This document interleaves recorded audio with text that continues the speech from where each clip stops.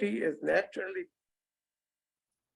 a devotee is naturally non-violent and therefore does not have to practice non-violence separately.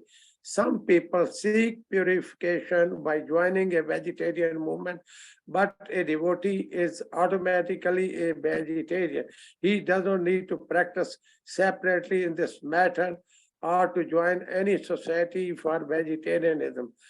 He is automatically a vegetarian. Thank you, Prabhu. So some very good points are being made here.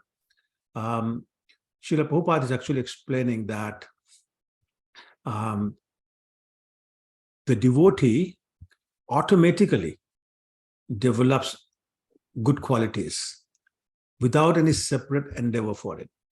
Not just like last week we talked about how Gyan and Vairagya, knowledge and renunciation, is automatically developed.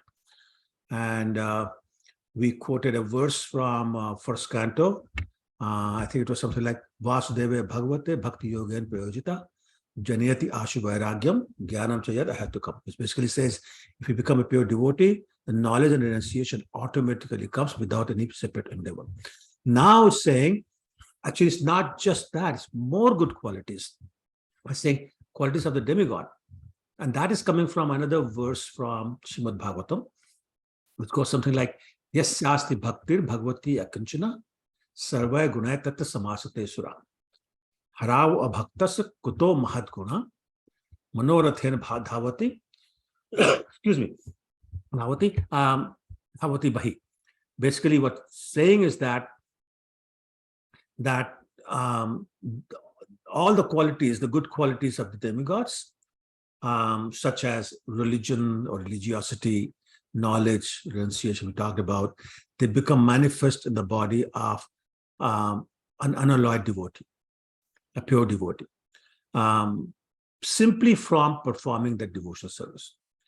And then this verse actually says that, on the other hand, a person who's not a devotee, devoid of devotional service, no bhakti, and he's engaged in material activities, so effectively that person has no good qualities.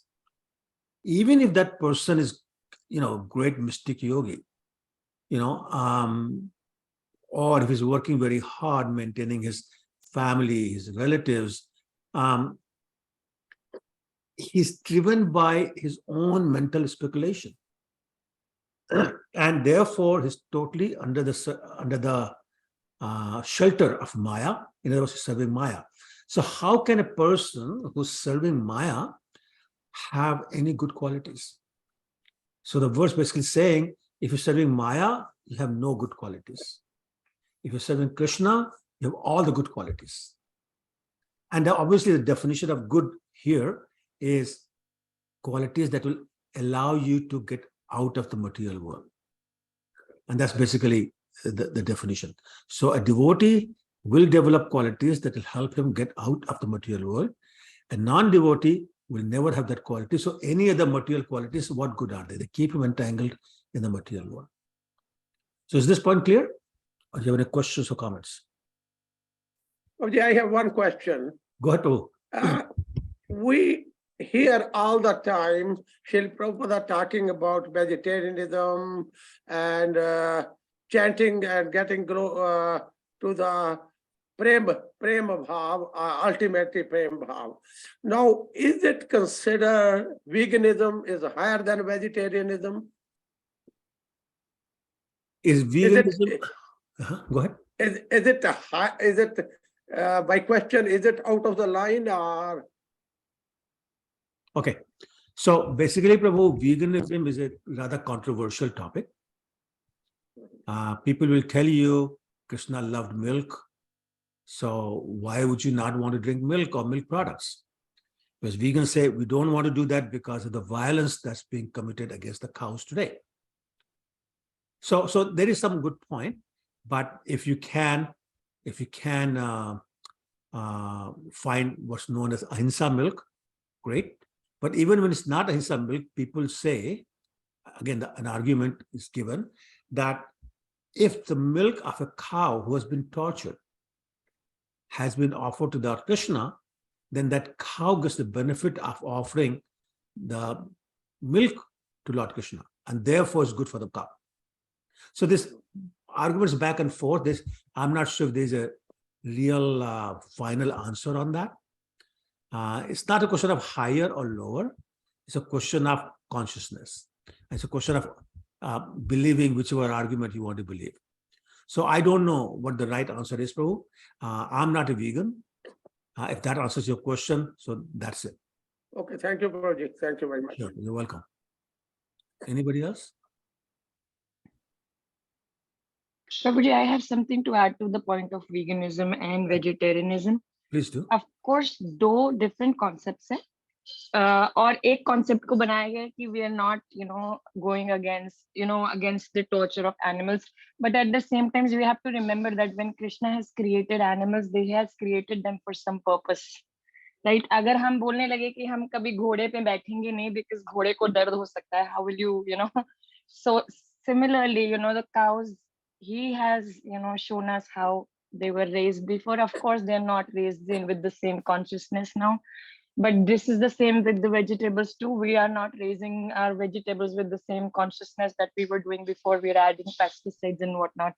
So it's, yes, for some people, when, again, we keep talking about, we get overly emotional, which is, yes, we do with lots of matters. So that is something, it's heavy. It's a heavy topic on that part. But this is how I was reading an article, it's a Vaishnav article, and that's what it was written. And it made sense to my brain कि हर एक चीज को आप इस angle में नहीं देख सकते कि आप उस एनिमल को टॉर्चर कर रहे हो. ऐसे तो हॉर्स कैरेजेस, बुल कैरेजेस सब बनना बंद हो जाना चाहिए because you're torturing them. Sure. So sure. there is a certain way they're raised. So yes, that's what makes it so controversial, because everybody has their own feelings about this. But Prabhuji, I appreciate your points. I have a point, Prabhuji. Yeah, Mahajan Prabhu, go ahead. As long as Lord Krishna had been drinking milk and eating butter, so in Krishna consciousness, we have to continue that. Okay, sure, absolutely. Okay, all right. Let's move on to the next topic. Next paragraph. Somebody wants to read that? Shall I try, Prabhuji? Please do. There are many other instances showing that a devotee need not practice anything but Krishna consciousness. All the good qualities of the demigods automatically dwell within him. Those who are intentionally practicing to be vegetarian or to become non-violent may have good qualification by a material estimation. But these qualifications are not sufficient to make them devotees. A vegetarian is not necessarily a devotee, nor is a non-violent person, but a devotee is automatically both vegetarian and non-violent. We must conclude, therefore, that vegetarianism or non-violence is not the cause of devotion. What a great point. Answer is right there. What a great point. Prabhupada is amazing.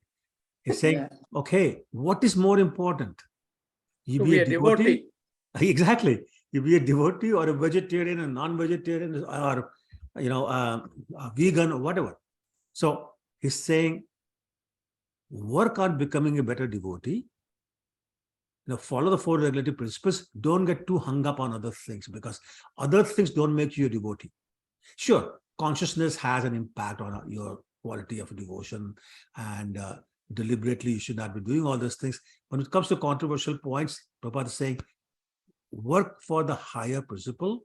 Don't get hung up on the lower principles. That's not to say to avoid them. Not saying that. Not saying that you'll go become non-vegetarian. Not saying that. But it says, what is the higher principle? Worry about that. Work more on that. Everything else will get taken care of automatically. It's like sometimes people come to the temple and they say, I cannot stop drinking tea. And what we say is, go ahead, drink another cup for me, but chant another round. When you keep chanting other extra rounds, automatically you'll quit tea. So that's more important than chant than worry about drinking tea or not drinking tea. Okay. Any questions or comments?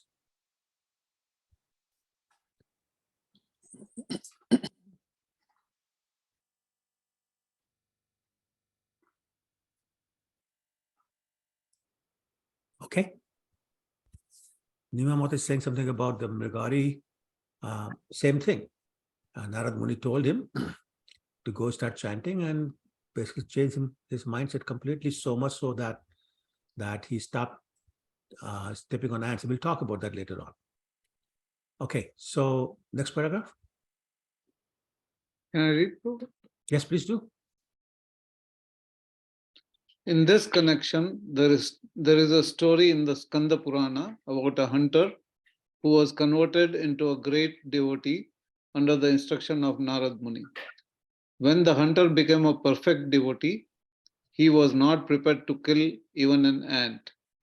Pravarta Muni, a friend of Narada, saw the wonderful transformation of the hunter by devotional service and remarked, "My dear hunter, your unwillingness to kill even an ant is not very astonishing. Any person who develops the devotional attitude has all the good qualities automatically manifested in his person. A devotee is never a cause of any distress to anyone."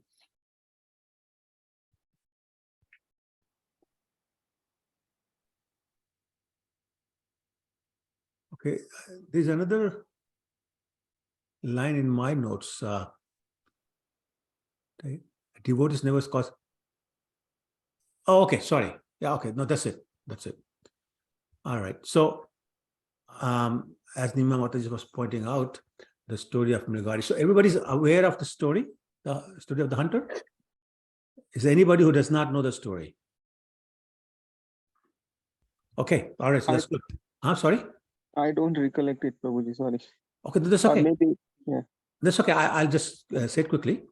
So basically, one time Narad Muni was wandering around from planet to planet. And then on Earth planet, he was going through a forest and he noticed a number of half-dead animals who were really seemed to be in a lot of pain. And he saw dozens and dozens of these half-dead animals. So he was looking for who's doing that. Finally, he saw this man with bow and arrow and all this kind of things. And he asked him if he had done that. And he said, yes. And he seemed to be very proud. So Narad Muni asked him, why don't you just kill them completely if this is what you want to do? And he said, no, I enjoy watching them suffer. So that was the mindset of this hunter. So Narad Muni preached to him and convinced him to give up this profession. And he said, well, how will I eat? And Narad Muni assured him that Krishna is the provider. He will provide for you and your family. Don't worry about it. You just start chanting. So he agreed, the effect of the association, and started chanting. And when the town people or the village people saw this transformation, they were so impressed. They started bringing prasadam for him and his family. So he never had to go hungry. And he chanted, very sincerely. And one time, Narad Muni and Narad's best friend is Parvat Muni. So Narad Muni said, let's go and see how this Mrigari is doing. So the two of them were walking towards him, and the hunter saw them coming, his spiritual master coming, so he ran. And Parvat Muni observed that he's running funny. So he said, why is this guy running so funny? And Narad Muni said, he's making sure that he does not step even on an ant as he's running towards us.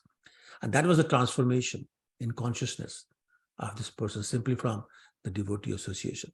And so the example is being given here to prove that the purification of consciousness, purification of bodily activities, austerities, peace of mind, all those things become automatically manifest in a devotee. So if we start engaging in devotional service, and all these things become manifest in our person. And I'm sure each one of you can think back 10 years, 15 years, 20 years, whatever, and ask yourself how you were, then and how you are now. And I'm sure you will agree with every statement that I'm just making here and what Rupa Goswami has said in terms of developing those qualities. Any questions or comments? So I That's have, completely true, Prabhuji. Thank you, Prabhu. Rupa, bol. yeah. So here it says that in the last line, a devotee is never a cause of distress to anyone. So is it only a pure devotee they're talking about, or is it like, because I mean, I'll talk about myself that, even though I'm chanting, I'm doing service, following all the 4 regulative principles, trying to follow Guru Maharaj's instructions, we still get angry, we still get upset. So Yes. when we get angry, obviously we are causing distress to somebody.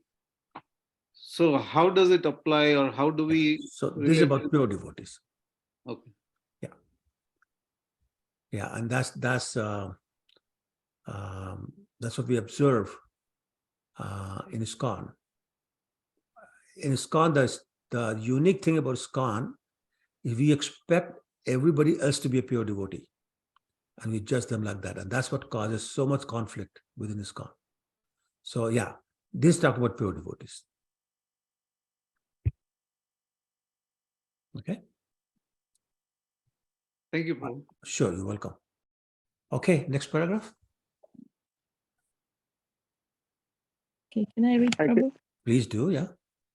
Okay. Sri Rupa Goswami affirms therein that purification of consciousness, purification of bodily activities, austerities, peace of mind, etc., all become Sorry, automatic. did we miss something?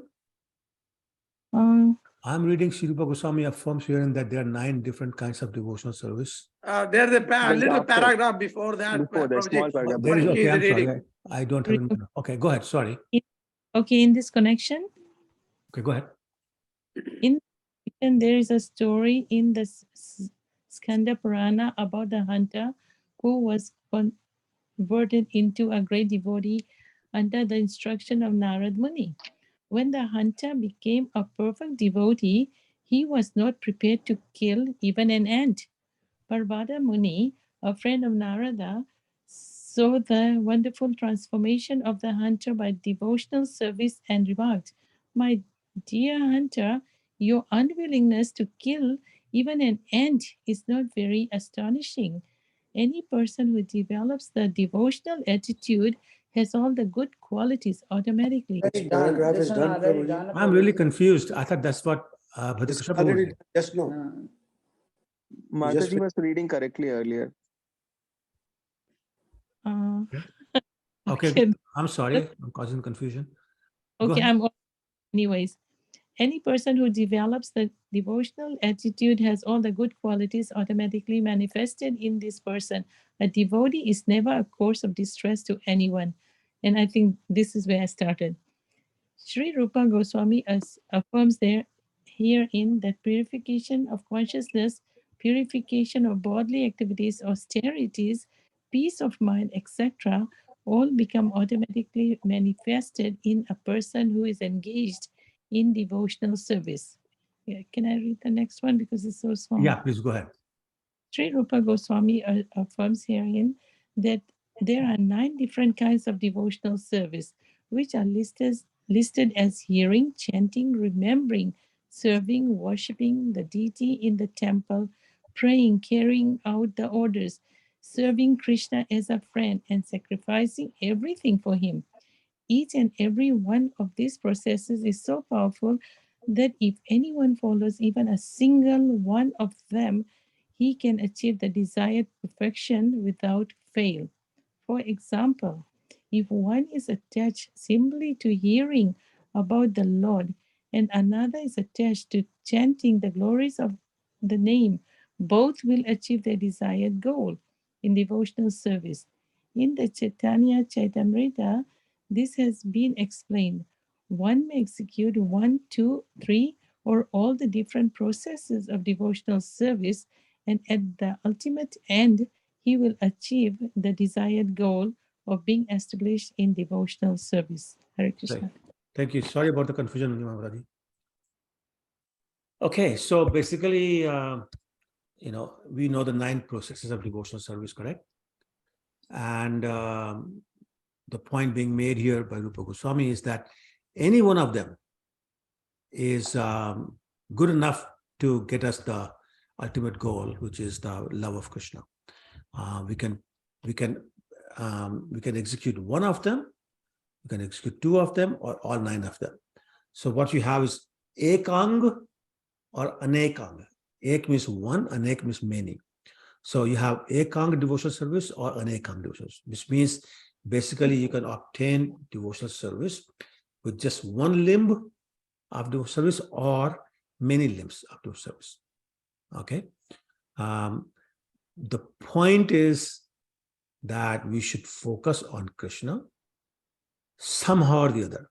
The expression that Prabhupada used to use is yena kena prakarena, which means somehow or the other, fix your mind on Krishna. And then whatever works, one limb, 2 limbs, 5 limbs, 6 limbs, 9 limbs, it doesn't matter. But the main thing is, as you're doing Shravanam, Kirtanam, Vishnu, Smaranam, all those kind of things, fix your mind on Krishna somehow or the other. Okay, that's the major point being made here. All right, next. मैं पढ़ूं? हाँ जी, पढ़िए बिल्कुल. There are concrete examples of how a devotee discharged one of these services and achieved perfection. King Parikshit achieved the desired goal of life simply by hearing Srimad Bhagavatam. Sukadev Goswami achieved the desired goal of life simply by reciting Srimad Bhagavatam. Prahlad Maharaj became successful in his devotional service by always remembering the Lord. Lakshmi, the goddess of fortune, was successful by engaging herself in massaging the lotus feet of the Lord. King Prithu became successful by worshipping in the temple. Akrura became successful by offering prayers. Hanuman became successful by rendering personal service to Lord Ramchandra. Arjun became successful by being a friend of Krishna, and Bali Maharaj became successful simply by offering all his possessions to Krishna. Yeah. So again, examples have been given of these devotees who performed one of the 9 limbs to perfection, and they achieved the love of Krishna, the ultimate goal. Became pure devotees simply from performing one of these. So, I mean, this is self-explanatory, so there's no need to get to a lot of details, but I'm sure you're already familiar with all these names and what they did, how they performed their devotional service. Any questions?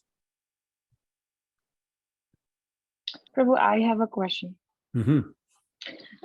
In the previous class, when you were explaining the first part of the chapter, we were saying that we need to follow these 9 processes of devotional service step by step, because bari baar jab we skip the first few steps and we go towards the last steps, then initially we are very excited to do some services in the temple, but then slowly you will see there's a decrease. And then we have to go back to starting with, listening, hearing about him, chanting more rounds. So isn't this contradictory to what it is said now? No, not at all. So basically what we are saying is that in the beginning, we're not fixed. So we want to do all of this. We want to Shravanam, we want to do Kirtanam, we want to remember, we want to do some temple service, which is Pad Sevanam. We want to be the servant of Krishna by performing all sorts of other services, and so on and so forth. We're doing it all. But the point is that you don't have to. You can be fixed on one. And that's why they give all these examples. Like for example, when Parikshit Maharaj was listening, Shravanam, he wasn't chanting any rounds. He wasn't going to the temple to do some arti, archana. He was not saying any prayers, vandanam, so on and so forth. He was fixed. So the point is that we can do all 9 of them, or we can be fixed on just one of them. Either is equally effective. Okay, Thank you, Prabhu. you're welcome. Anybody else? All right, then let's go to the next paragraph. I can read, Prabhuji. Please go ahead. There are also examples of devotees who discharged all the different items together. In the ninth canto, fourth chapter, verse 18, 19, and 20 of Srimad Bhagavatam, there is a statement about Maharaj Ambrish, who followed every one of the devotional processes. In these verses, Sukhdev Goswami says, King Ambrish first of all concentrated his mind on the lotus feet of Lord Krishna and then engaged his speech in describing the pastime and activities of the Lord. He engaged his hands in washing the temple of the Lord. He engaged his ears in hearing of the transcendental glories of the Lord. He engaged his eyes in seeing the beautiful deity in the temple. He engaged his body in the association with the pure devotees of the Lord. When you associate with someone, you have to sit down together, eat together, etc. And in this way, the touch of your body with his body is inevitable. Ambrish Maharaj made his association with only with pure devotees and did not allow his body to be touched by anyone else. He engaged his nostrils in smelling the flowers and tulsi offered to Krishna, and he engaged his tongue in tasting Krishna Prasad, food prepared especially for offering to the Lord, the remnants of which are taken by the devotee.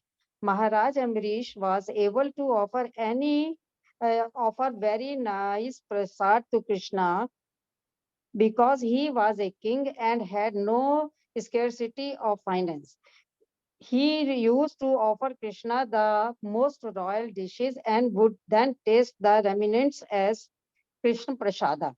There is no scarcity in his royal style because he had a very beautiful temple wherein the deity of the Lord was decorated with costly paraphernalia and offered high grade food. So everything was available, and his engagement was always completely in Krishna consciousness. The idea is that we should follow in the footsteps of great devotees.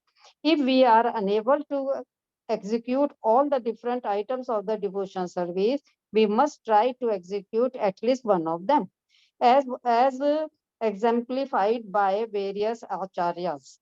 If we are engaged in the execution of all the items of the devotional service, as was Maharaj Ambrish, then the perfection of the devotional service is guaranteed, and each one of these guaranteed from each one of these items. With the first complete engagement, one becomes automatically detached from the material contamination, and liberation becomes the maid servant of the devotee. This idea is confirmed by Bilwar Mangla Thakur. If one develop unalloyed devotion to the Lord, liberation will follow the devotee as his maid servant. Srila Rupa Goswami says that the regulative principles of devotional service are sometimes described by authorities as the path of serving the Lord in opulence. Hare. Hare Krishna. Thank you. So I mean, this goes to kind of also answer the question that Nana was asking.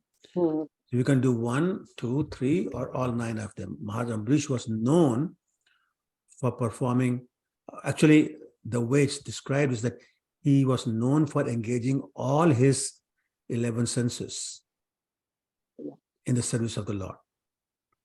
And in engaging his 11 senses in the service of the Lord, he was able to perform all 9 processes of devotional service. So that's the first point, engaging all our services, all our senses. You recall many weeks ago, we defined bhakti. And the definition was Sarvapati Vinirmuktam Partatve Nirmalam Rishikesh Sevanam Bhakti Uchate. Engaging our senses in the service of the master of the senses, which is Krishna, is defined as bhakti. Anybody remember that? Engaging our senses in the service of Krishna, who is the master of the senses, is defined as bhakti. Bhakti. So bhakti is all about engaging our senses. And the point being made is that Maharaj Ambarish engaged all his 11 senses to perform these 9 processes of devotional service. And each of these limbs was performed perfectly by him. So any one of them was able to give him the perfection, but he got perfection 9 times over. Okay? Now, the key lines were here that his mind was always fixed on Krishna. So at first of all, he concentrated his mind on Krishna, which is his pastimes and activities. Okay, so that's the very first point. Mind is the most important sense here. Savaya, how does it go? Savaya manha padar vindyo. This whole 18, 19, 20 verses, that's how they start. That he engaged his mind in the service of the lotus feet of the Lord. Padar vindyo. Okay, and then takes off. What is the use of engaging all our other 10 senses if the mind is not fixed? That's like performing arti when we're thinking about something else. That's like chanting when you're thinking about something else. That's like reading or listening to a class when you're cooking and washing dishes and having conversation with somebody else. And that's the point. The most important thing is the mind must be fixed on the lotus feet of Krishna. So that's the first point that I wanted to repeat from this paragraph. The second point was that we must follow in the footsteps of great devotees like Maharaj Ambarish. So here's the lesson for us. Yes, you can follow Ambarish Maharaj, you can follow Prahlad Maharaj, you can follow Akrura, you can follow Lakshmi Ji, you can follow Hanuman Ji, you can follow Arjun, any one of them. Follow in the footsteps of these great devotees if we want to be successful. Sato Vratta is the term that Rupa Goswami uses in Nectar of Instruction. Okay, text 3.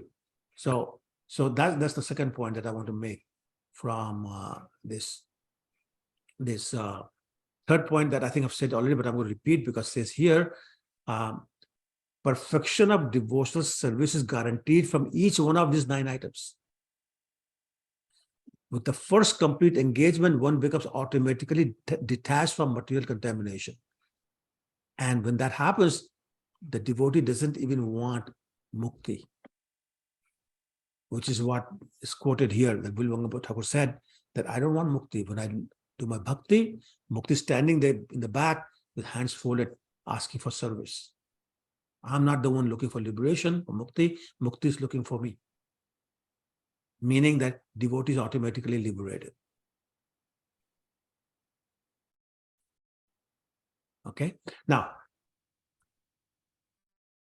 I don't know if you read this paragraph. Srila Rupa Goswami says that regulative principles of devotional service are sometimes described by authorities as the path of serving the Lord in opulence.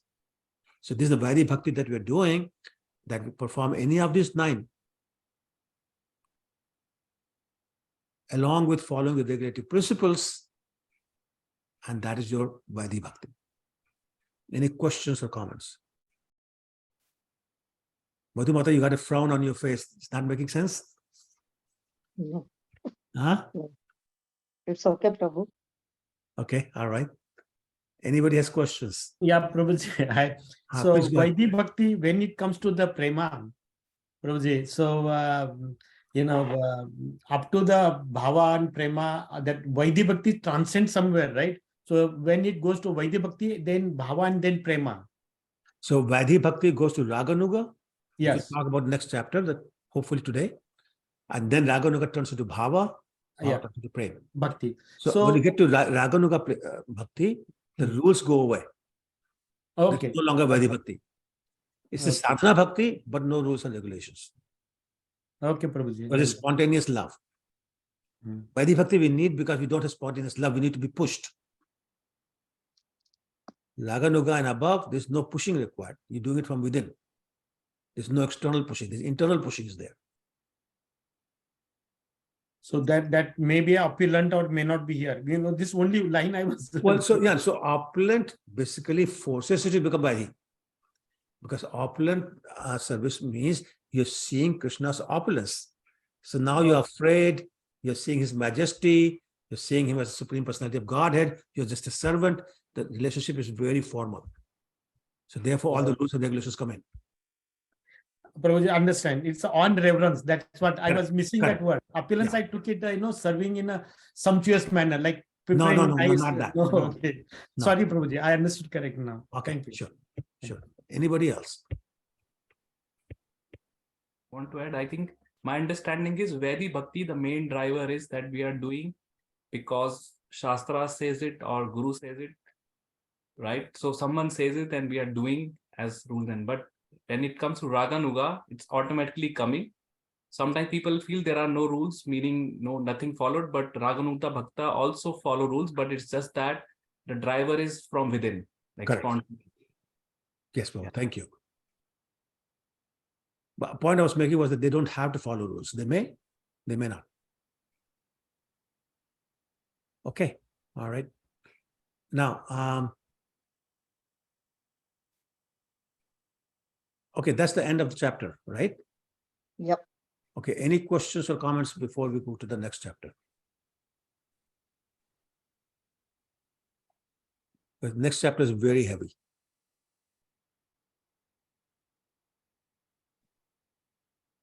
No तो questions? मुझे अब डराने लग गए हो अब हम लोग No, it's preparing you.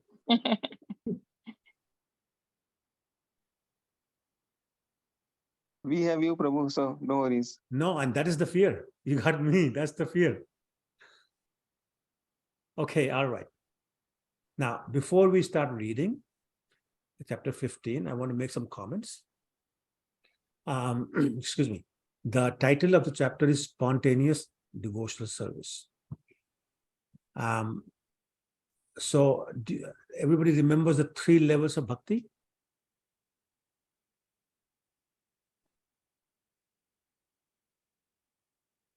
Sadhana Bhakti, Prabhuji, That's and one. Prema Bhakti and Bhava Bhakti. Correct, Prabhu. That's correct. So I'm going to show you a chart. Let's see if I can put it on.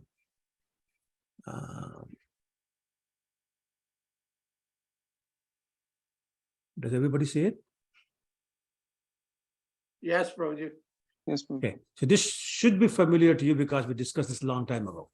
Yeah. And so as Khatwanga Prabhu says, Sadhana Bhakti, Bhav Bhakti, and Prema Bhakti. Sadhana Bhakti has 2 components, Vaidhi Bhakti.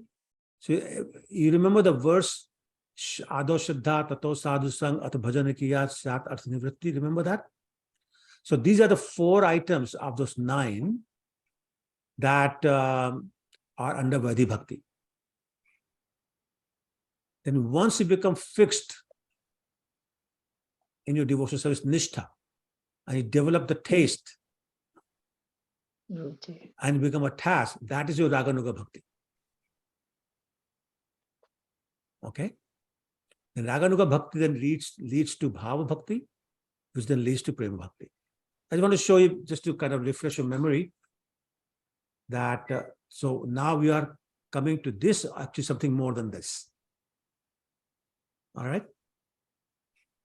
Any questions on this slide? Okay. You are still awake, right? Yes, Prabhuji. Yes, Prabhu. Thank you. I was hoping somebody will say yes. Yeah. Okay. everybody is awake. So now, before we read this chapter, I also want to talk about a few key words that we must understand. So first word is raga. You're saying raga nuga. So what does the word raga mean? Anybody knows? Attachment. Attachment. Actually, it's Yep. deep attachment. Deep attachment is born out of love. The greater the love, the greater the attachment to to the object of love. And basically that means there are no other thoughts in the mind of the lover, because the mind is totally fixed on the object of love, in this case, Krishna. Mhm. And we also use the word rati. So remember, asakti and then rati. So that's the progressively higher stages. So also raga also means color. So the reason I mentioned that is, for example, if you wear say red colored glasses, eyeglasses, then we'll see everything as red, right? Everything will look red. Similarly, when one has an extreme intense attachment, then he sees that object of assessment or obsession, I should say, everywhere, all the time.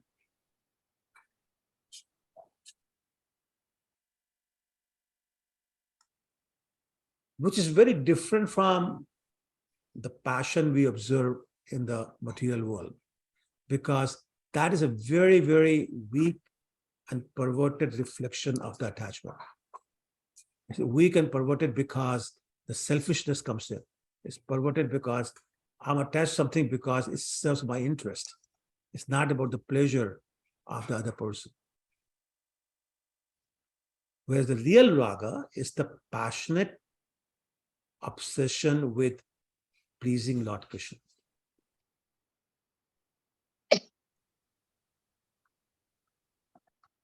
This passion is so strong to serve Krishna simply for the purpose of pleasing him, that a devotee cannot think of anything else under any circumstance. Whatever he sees Krishna. There's a very wonderful verse, Chaitanya Charitamrita, which says, Sthavar Jangam na dekhe, dekhe tar murti, sarvatra hoye tare ishtadev spurti. That pure devotee, a Mahabhagavat, does not see the body of an animal or a tree. Whatever this Mahabhagavat of pure devotee sees, he actually sees the deity of Krishna, or he sees Krishna in anything and everything. That's the There is a degree of- shlok in the Bhagavad Gita too, Vidya Vina Sampane Brahmana Gavi Astani. No, Is Prabhu, that the no, Prabhu, that's totally different. Okay, What that is saying is that there's equity of okay, vision. We're not talking about that. We're okay, saying you're actually seeing Krishna in whatever you see. okay. Okay, so little different. Similar idea, but little different. Okay. Now, then there's another term called ragatmika. So raga nuga and ragatmika. So atmika comes from the word atma. Atma we know is soul, but also means essence.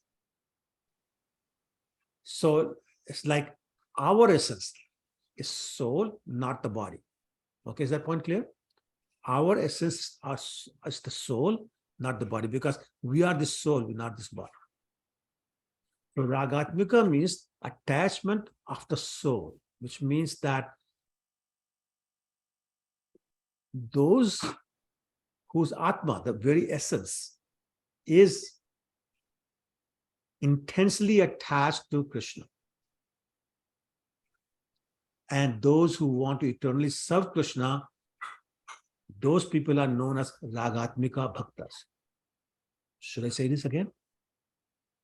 Ragatmika bhaktas are those who are intensely attached to Krishna and to service of Krishna, who don't know anything else.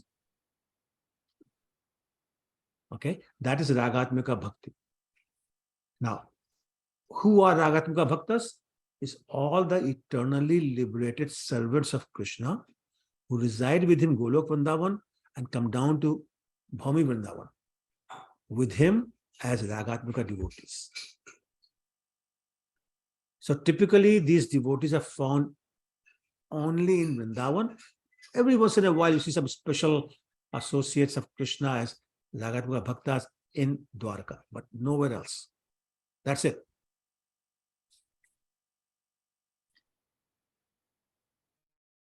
Actually, Chaitanya Charitamrita gives a definition of Ragatmaka Bhaktas as those devotees whose devotional service consists of raga, which is deep attachment, and who are able to spontaneously, lovingly serve Krishna. So this is where it's going to get heavy. I'm going to pause and see if you've caught all this and it's making sense. So somebody please speak up. Probably they won't be living in the Mayapur even. Sorry, bro? They won't be living even in Mayapur. Well, so Mayapur is non-different from Vrindavan. Okay.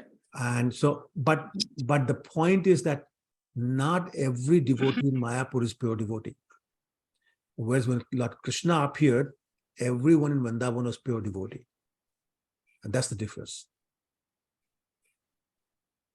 Prabhuji, I have one question. Yeah, Can this be correlated with Nitya Siddhas? That's 100% right. Eternally liberated is Nitya Siddhas. So yes, So they are by definition Nitya Siddhas or eternally liberated. And that's why I was mentioning that they are with Krishna in Golok Vrindavan, and they come down with Krishna to Bhumi Vrindavan to help him perform the pastimes. But they are all eternally liberated, yes. Thank you, Prabhu. Prabhuji, when you say in Vrindavan, is it particular in that Vrindavan, or when we say Vrindavan is Brij Mandal? Brij Mandal. Okay. Brij Mandal. Okay. See, in the time of Lord Chaitanya, there were so many non-devotees in Mayapur. You know, this Kaji and all that, they were disturbing the chanting. They didn't want to chanting. All the Pandits, this Mata Brahmins, there were so many. So there were some pure devotees, but not all. Sorry, Prabhuji. Can you explain the difference between Vrindavan and Brij Mandal? Oh, sorry. Vrindavan is one village in Brij Mandal. Brij Mandal is 84 kos. So all the 12 forests, Kamyavan, Madhuvan, Bahulavan, Lohavan, all those kind of things, they're all in Brij Mandal. Vrindavan is just one of the forests. Including Mathura. Brij Mandal includes Mathura also, yes. Okay, so Vrindavan is just one part of Brij Mandal. Yeah, one was just one forest. Thank you, Prabhuji, for asking question and clarifying my doubt. No, I'm glad you did. I'm glad you asked. Anybody else?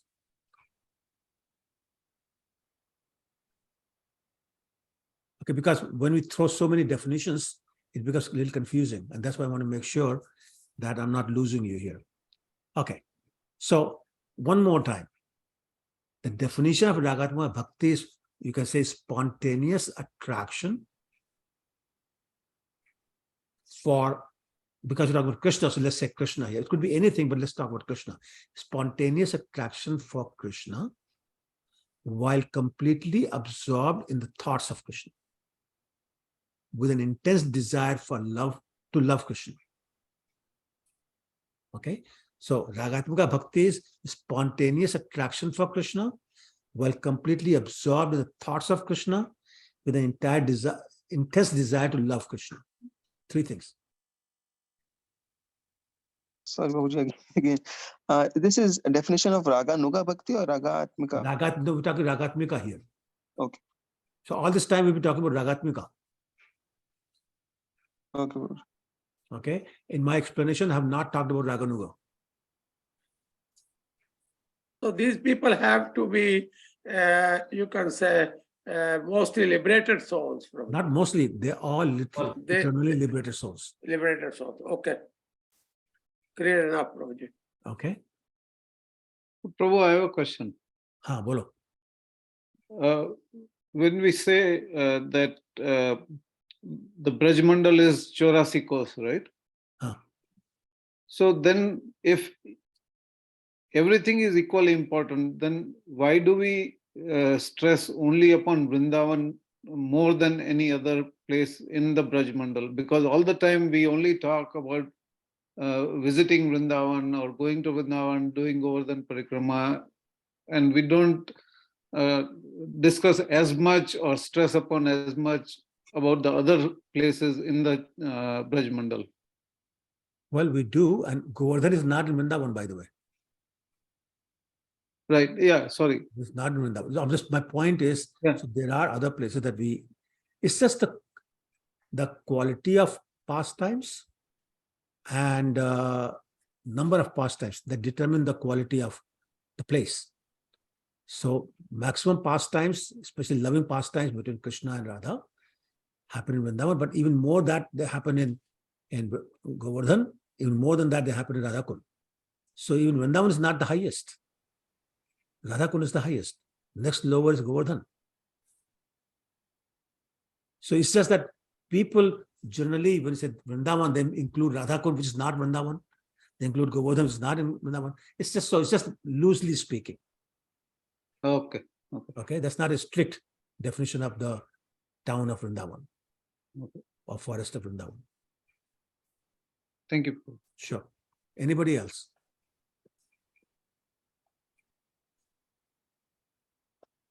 Okay. Now, another point, the eternally liberated devotees, they already have prema bhakti, pure devotional service. So they don't need to do sadhana bhakti or vadi bhakti. They're not sadhakas, they're siddhas. So Ragatmika bhaktas are already siddhas, eternal nitya siddhas. They're not sadhak. Okay, now I'm going to talk about Raganuga. Raganuga is sadhak. Remember, it was under sadhana bhakti. Clear? Yes, Prabhuji. Yes, Prabhu. Okay. So what does anuga mean? Anybody knows what anuga means? Follow. Follow. So Raganuga bhaktas are those who follow in the footsteps of Ragatmika bhaktas. Should I repeat it? Raganuga bhaktas are those bhaktas who are following in the footsteps of a Ragatmika bhakta. So remember, Raganuga bhaktas are not pure devotees. But they've gone in beyond Vaidhi Bhakti, beyond the instructions of the Guru, Shastras, because the impetus for the service coming from within, from their own inspiration. They don't need a Guru to push them. They don't need the injunctions of the Shastras. They're not afraid of going to hell. That's not the reason they perform service. It's coming from within now. The spontaneous love has developed. But they're not pure devotees yet. They're still sadhakas. So still perform all the routines. It's just that they don't have to follow the rules and regulations. They can, but they don't have to.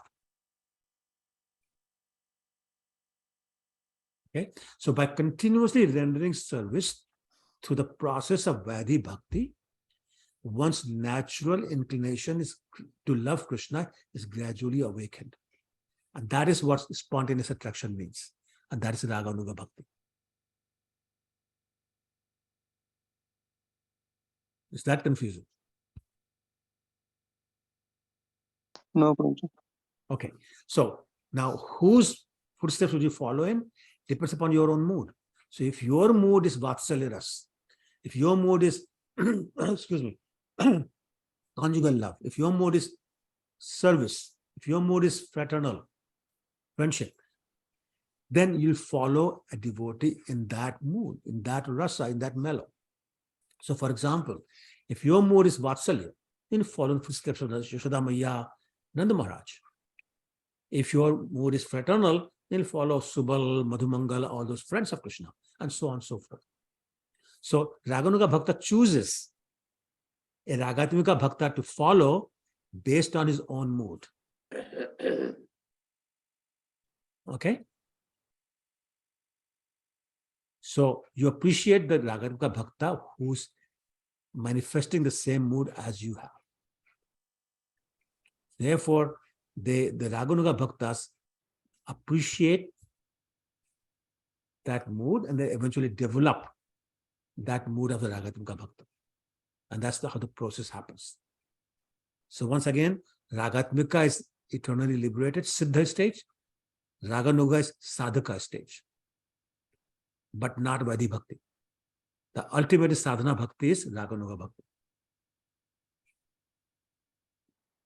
Okay?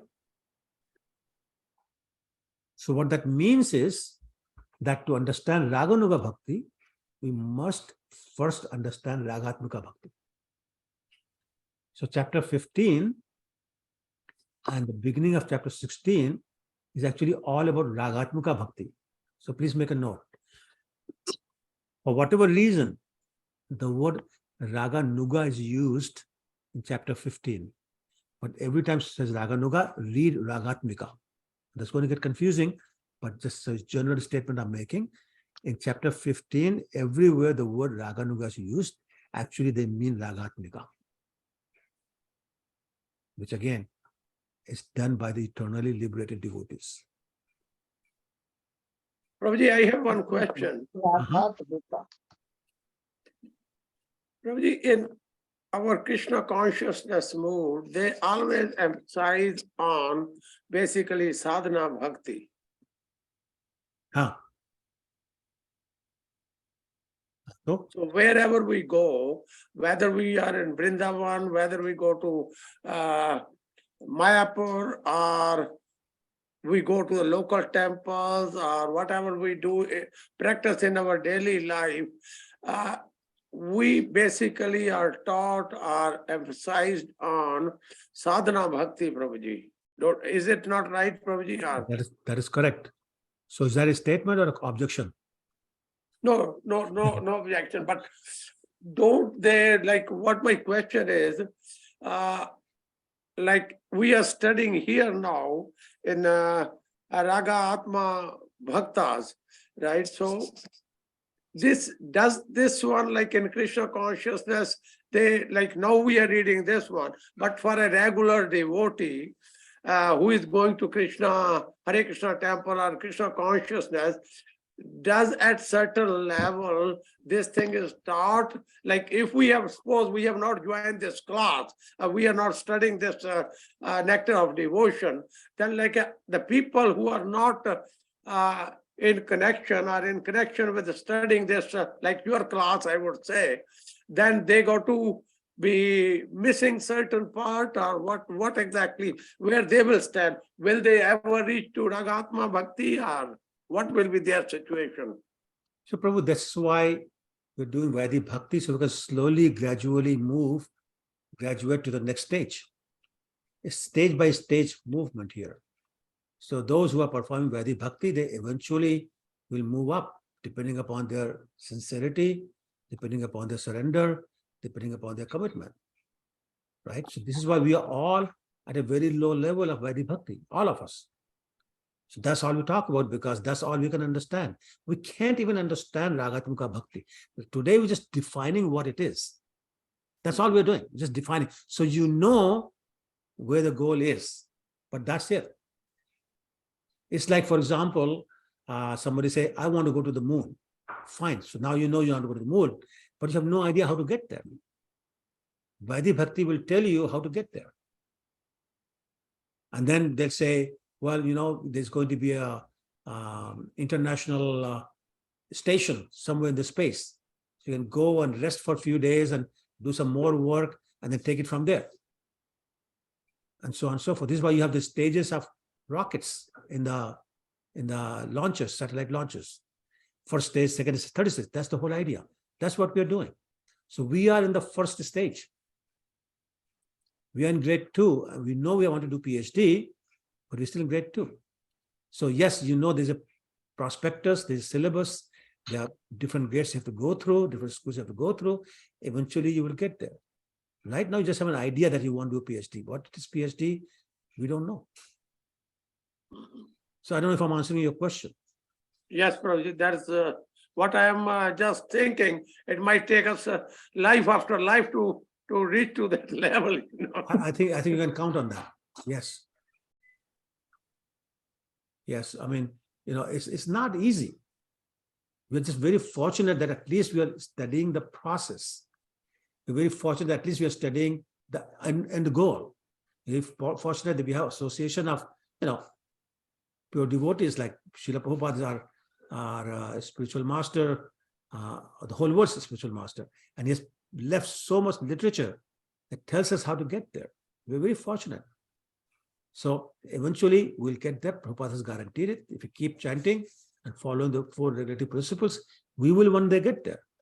But that doesn't mean tomorrow. Yes, Prabhuji, my question is clear enough there. Okay. Answer is okay. Thank you, Prabhu. Anybody else? Okay. So, as I was saying, wherever we see Raganuga in chapter 15, we know that actually it means Ragatmuga. Others it gets very, very confusing. Okay. Let's see anything else.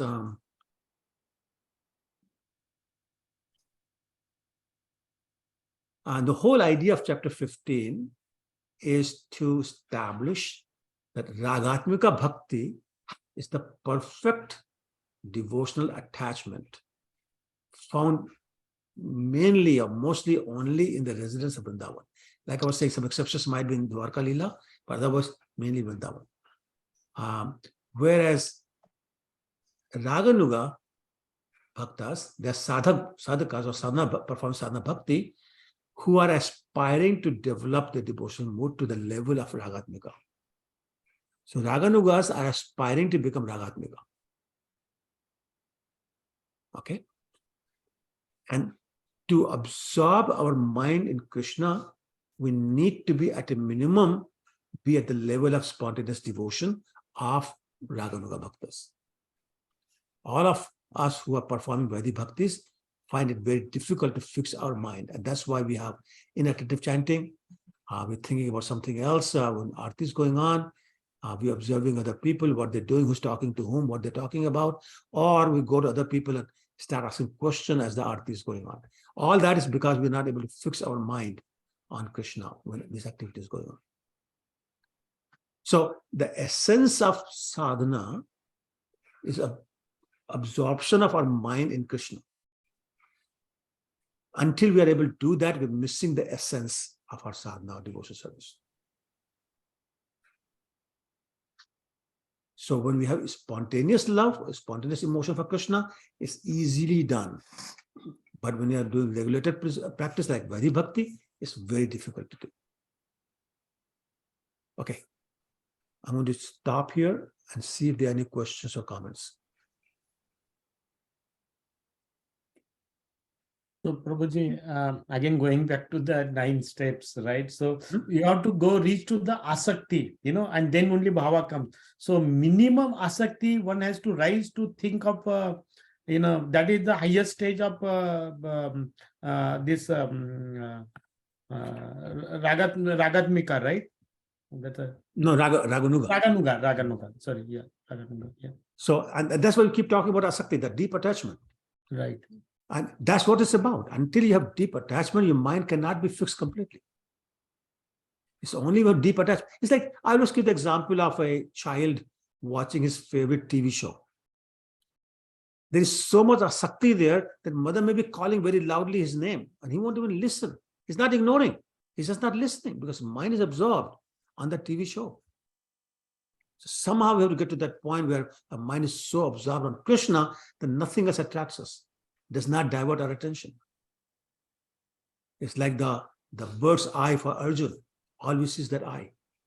Nothing else diverts our attention. That is asakti. But as you know, we are all far from there.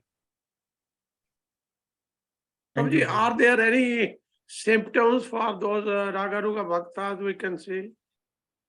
You can see. Like we see some people in Vrindavan, like I would say, with my personal example, like when I go there in Vrindavan, in ISKCON, some people there, I see, comes to my mind the picture of that person who is always chanting like a Narad Muni, he's just going around in the temple.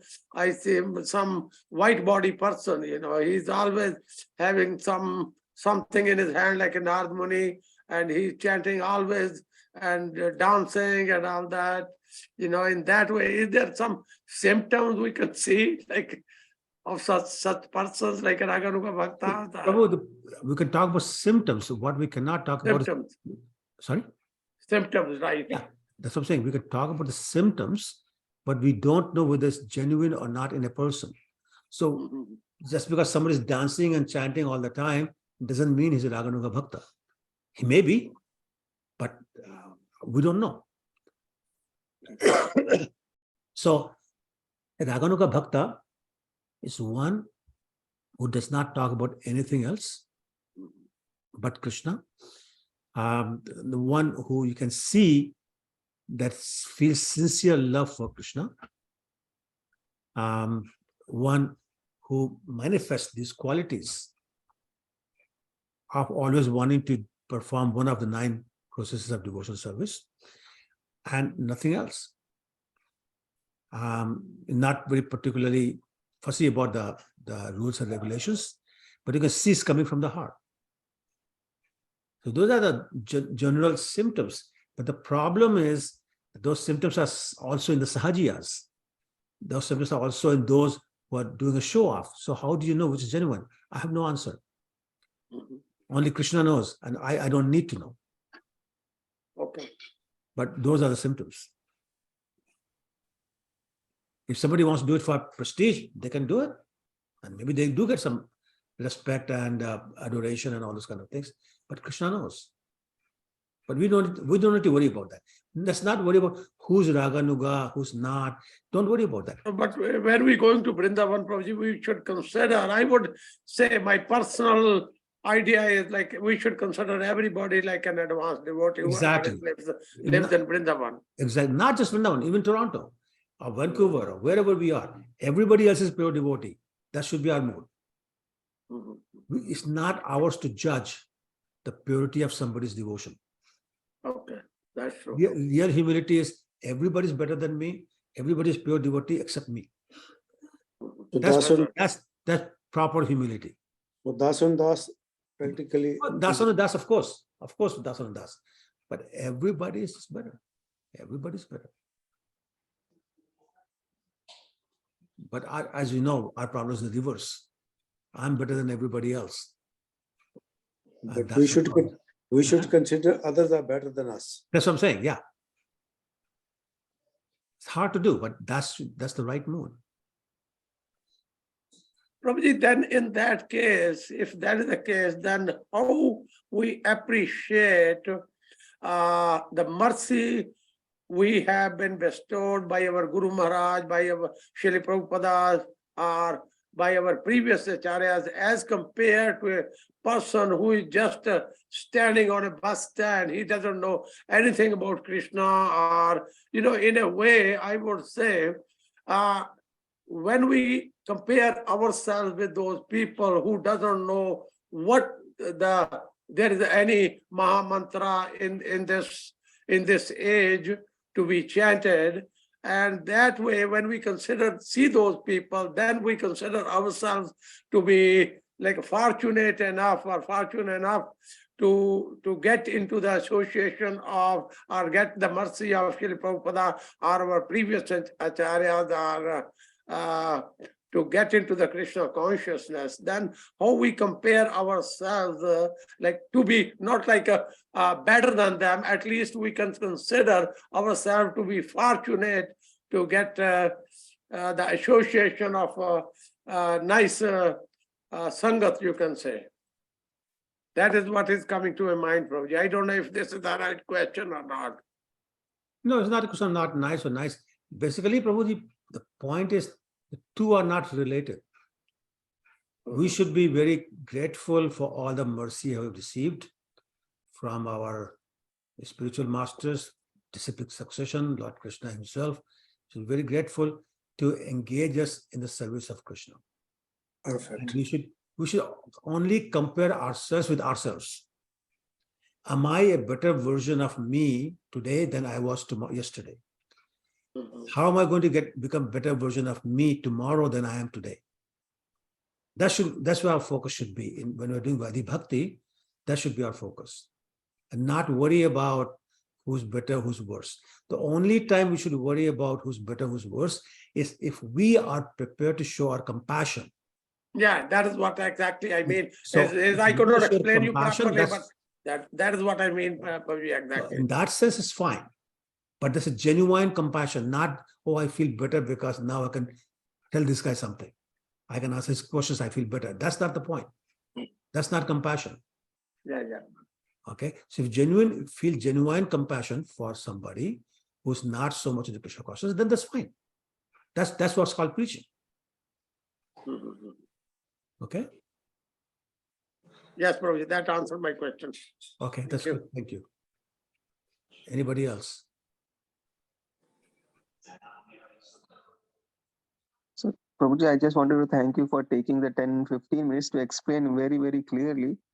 I'm sure in future I still may have some confusion, but at least now I think I've got correct understanding. Thank you so much. You're And I welcome. also understand that the intention, our ultimate aim is to write a PhD paper. Right now, we are in a primary where all the 4 lines are drawn, and we have to make sure that we write A, B, C as per the lines. Progressively, those lines will be erased. We'll be able to write more better. Yes, I like that example. Thank you. That's very good. Okay. Anybody else? Any questions? Yes, 15 minutes of yours are very good for explaining Raganuga and Ragatma. I'm glad. Prabhu, I have one question. Don't like Okay, it. for Bhakti Shastri, they don't do the whole book, right? They just do up to chapter like 16 or something. Chapter 19. 19. Okay. But you are going to do the whole book, right? Well, we'll see. So let's go to 19 and then Okay. ask you who's too tired to go on any further.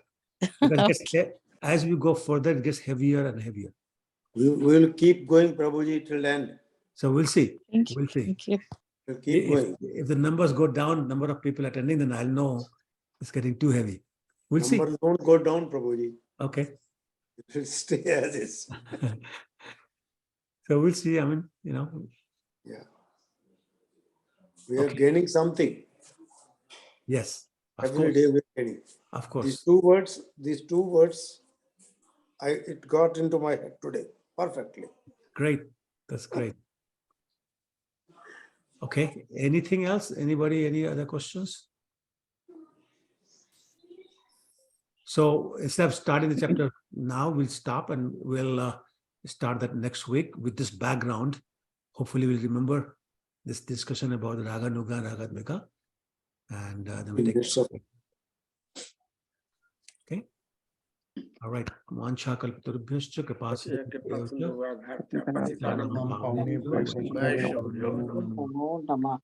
Thank you very much. Thank you so much. Thank you. Thank you, Prabhuji. Thank you, Prabhuji. Hare Krishna. Hare Krishna. Hare Thank Krishna. you, Prabhuji. Thank you, Prabhuji. Thank you, everyone. Thank you. Thank you, Prabhuji. Hare Krishna. Hare Krishna. Hare Krishna. Jai. जय आज गुरु महाराज की बहुत पढ़ी प्रभु जी आपने आज गुरु महाराज के बारे में आया ना एक message I didn't see anything today. Did you see anything? It's a good they have clearly mentioned that no one can see Guru Maharaj except unless the prior permission of a doctors. No, that was yesterday's, not today. 25th. Yeah, But we got it today. We got it just today. Oh, I know. I got it yesterday. Anyway, yeah. We got it today. Yeah. So anyway, that's good news. Yeah.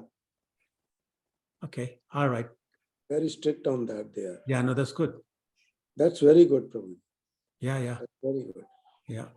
At least he can have little rest now. Right. Okay. Thank you again. Thank you, everyone. Prabhuji.